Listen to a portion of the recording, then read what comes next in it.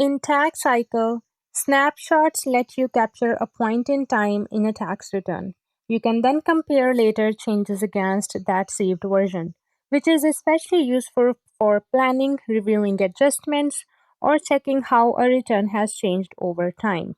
The data you will see in this video is entirely fictional and used solely for illustrative purposes. Now, to create a snapshot, you would like to go to the tools at the top, and then you would like to click on Take Snapshot, or you can also press Ctrl F10. If you want, you can enter the description so it's easy to recognize later. For example, pre-adjustment return before income changes. Then choose the snapshot type. TaxCycle has two snapshot types, and the difference matters. A comparative snapshot captures all fields in the tax return.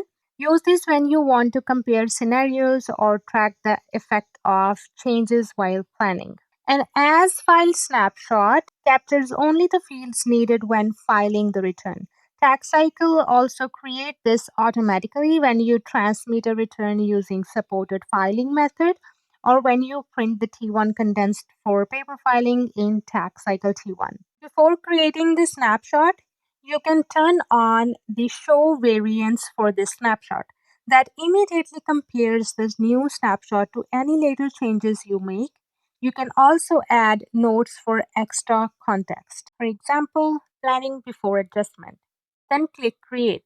Now you would like to go to the income statement and make the change. Let's say here it is 11,000. To compare the current return to a snapshot, go back to the Tools menu at the top and then click on Show Variance. Then select the snapshot you want to compare against. Here you can see that it has already selected pre-adjustment return before income changes. TaxCycle marks changed fields with an orange corner and orange background. If you hover over a field, you can see the amount saved in the snapshot. Forms with the changes also get a different icon, making them easier to find. You can also review changes from the sidebar. In the Prepare sidebar, choose Variance to see forms with differences. In the Review sidebar, choose Variance to see review messages for the field that vary from the snapshot. To end the comparison, select No Variance. TaxCycle also creates a prior year snapshot during carry forward. If you choose that snapshot under the Show Variance, TaxCycle highlights all fields that changed since the prior year. If you want more control, you can change what triggers variance. Open options from the Start screen or from the File options when return is open.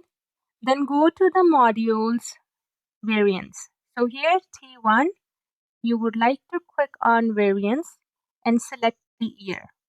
So here we are working on 2025 return. You would like to select that. From there, you can set a minimum dollar amount or percentage and choose whether to include unused forms, text fields, or the fields without line numbers. By default, variance is detected on all fields, but you can limit it to edit fields or calculated fields. And once you made the change, you can click on Apply and hit OK. Those are the basics of snapshots and variance in TaxCycle. Capture return at a point in time and compare changes visually. And fine-tune variance settings to match your review process. Thanks for watching.